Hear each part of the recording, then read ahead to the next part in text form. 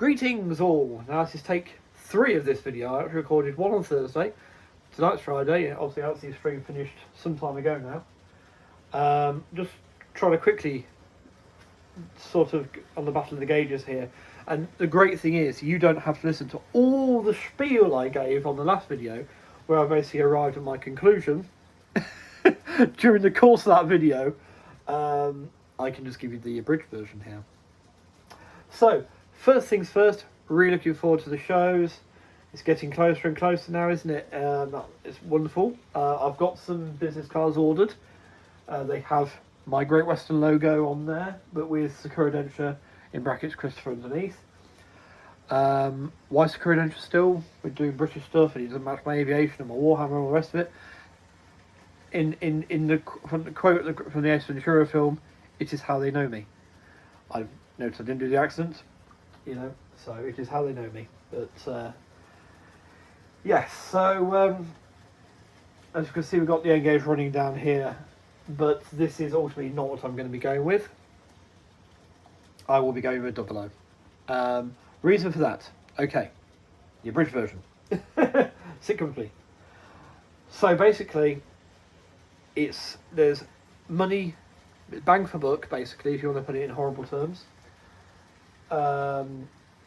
And a couple of things some friends have said. So I'll cover these a little bit more in depth in a moment. Still abridged. Bang for buck. Advice from friends, as it were, and just general availability and what we can do moving forward. So yes, so bang for buck. Start with that one. It's the easy one. Okay. So, as I mentioned in the first video, which by the way was filmed about 2 o'clock in the morning, and I don't live alone, so yeah, I mean I'm alone at the minute. They're in Prague. The others in the house are in Prague. So it's one of them. So I'm just trying to keep my voice down a little bit. But anyway, so as I said that, I'll just reiterate now. Prices in N-Gage almost equal to price in 00. Example, Great Western Grange class. There is one on Rails website right now, £89.50 in 00. There is a second-hand one on S Clark Trains, £85 in N-Gage Dapple. Difference being, one of them will come in a box and be about that big. The other, for a few quid more, I can have something that big. So for money spent, I actually feel like I can get him something that's more worth the result. Obviously, Green Arrow there being useful for demonstration purposes. So, so that's the bang for buck basically. And also there's a higher chance of that model then working. Because yes, whilst Apple are making roads to upgrade all their models, which would include these panniers, which actually I'm really surprised how nicely they're playing together. And still running. They've been running quite a few hours now tonight. And the Farish 64 is running nicely. I can't guarantee that. I've had 3 brand new Granges. 1 from Osborne's and 2 from Rails. All 3 have had to go back brand new. I've had to go back because they were just broken out of the box. They just did not run properly out of the box. Despite running in periods they just did not run, and it's not good enough. And of course I paid more for those because they were brand new as opposed to the second-hand ones. So you really are you're taking a risk with any second-hand item, let alone model train. But at least with the 001, it stands a chance of being a working model when it was first put out. For the ones I'm looking at, because some Backmans and a couple of Hornbys. Like the Grange is a Hornby there,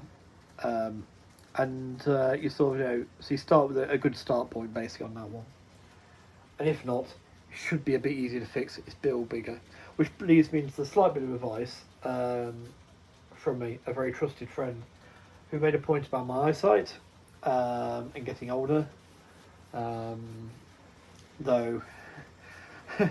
It's been a real roller coaster day. I've been appointed to a new job. It's at the same place, but I've been appointed to a new role, really, I suppose. But it's still IT support, and it's just a few bits extra. Hopefully a bit more money for that. Still need to see that bit on paper, but a new location and everything like that should in theory do wonders for my mental well-being and the rest of it. And there's also another more personal matter that occurred today. So I've been a little bit giddy at some points. Due to be happy I've got a new job and the rest of it as well.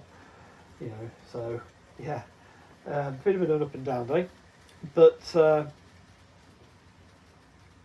it doesn't make me feel quite so old. But obviously, yes, the years are advancing, and my prescription at the opticians this year, which was you've got a prescription, last year was, last time round was, you've got one if you want it, but you don't need it.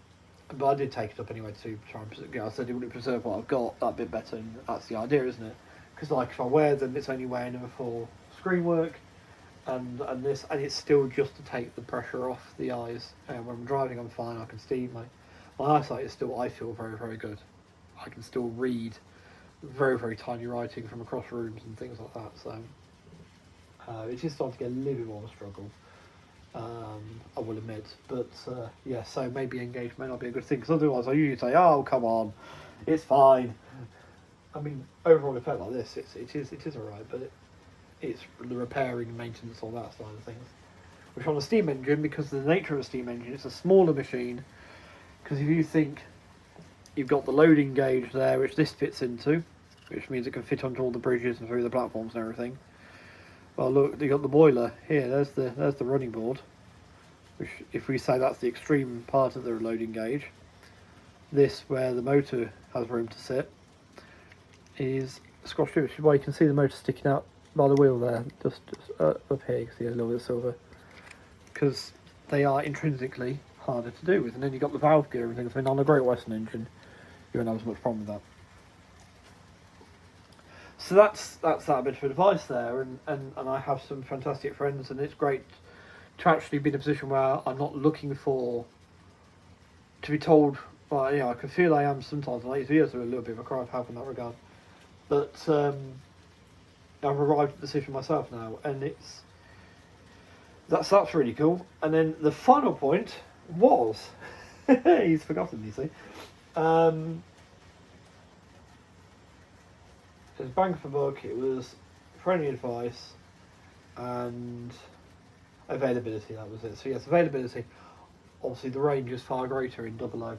And in fact, there's something that I'm very keen to get hold of anyway, which has come for a really good price on the website. And this is one, the Grange on Rails Sheffield. I'll let you know about that all day long. This one is, I want to keep it hush hush because I want to go and get it. I probably should go get it now, but yes. So there was more available in 00, and also I can get myself a set of those fantastic looking new Evolution coaches from Rapido. So yes. So that's basically long and short of it. Why I'm now going to be doing 00.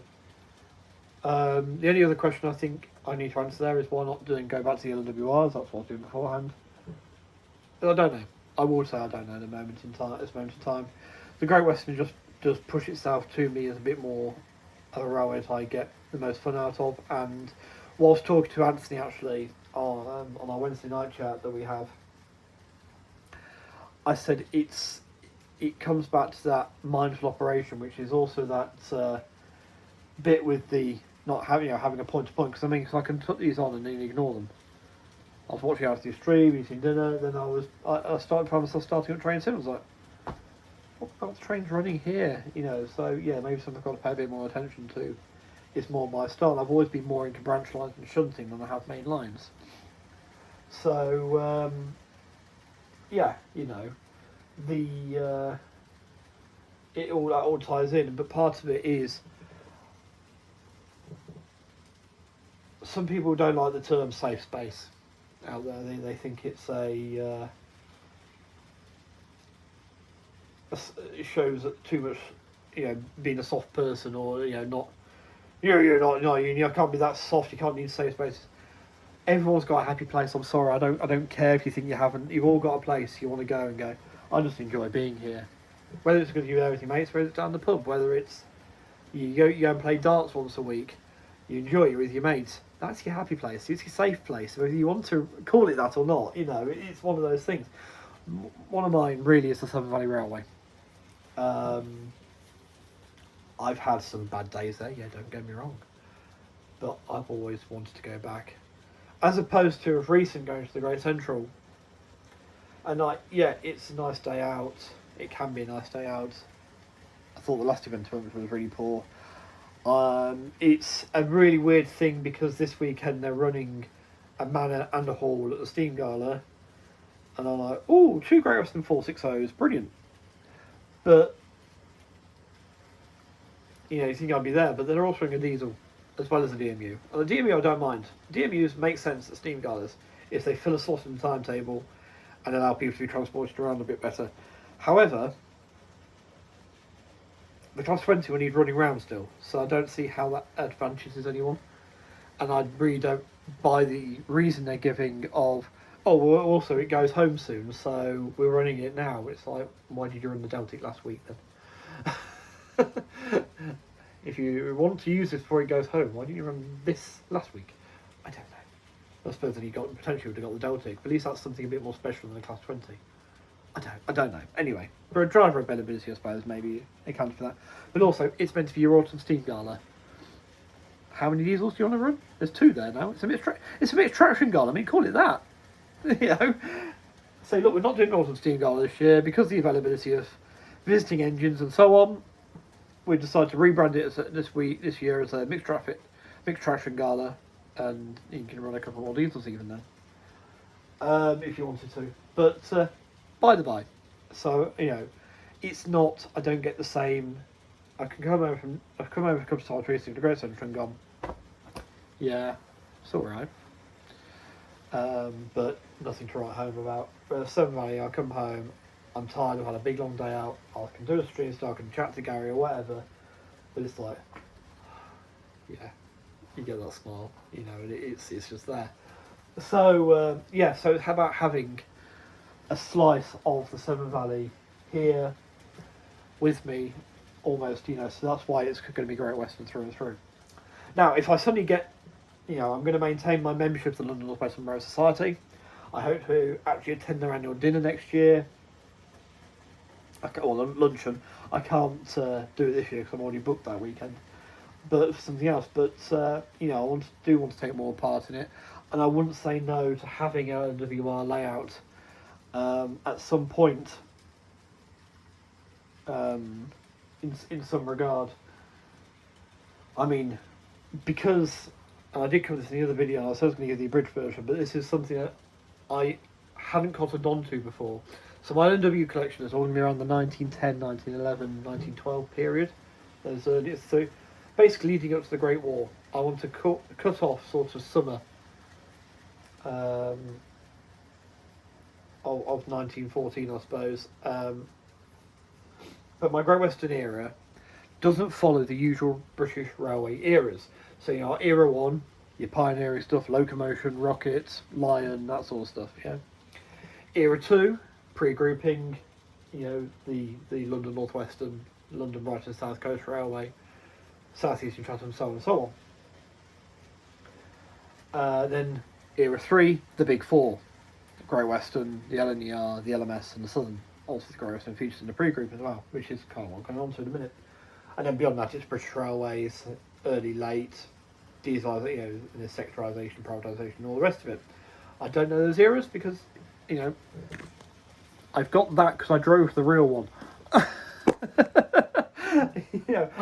don't actually know what this era would be in sectorisation. If you do, let me know in the comments. Well, it's good to learn. But for the GWR, because it effectively had its own grouping already when it amalgamated all the broad gauge companies in and the rest of it, I like to look at GWR slightly different because it's the livery eras. So my main livery era for the Great Western is this one here. It's full written Great Western. I love that. And that era is from 1906 to 1934. So you see, it straddles era 2 and era 3 on the official scale, which is great for me because it means I get to have a couple of locos still within your red frame still kicking around, be the really early part of that. And I get loco. On the other hand, I can have a couple of shirt buttons if I really want to. I'm not a big fan of shirt button livery, and I'll show you why. I'll get my emotional support Hagley Hall out here. Now you see, this is shirt button livery.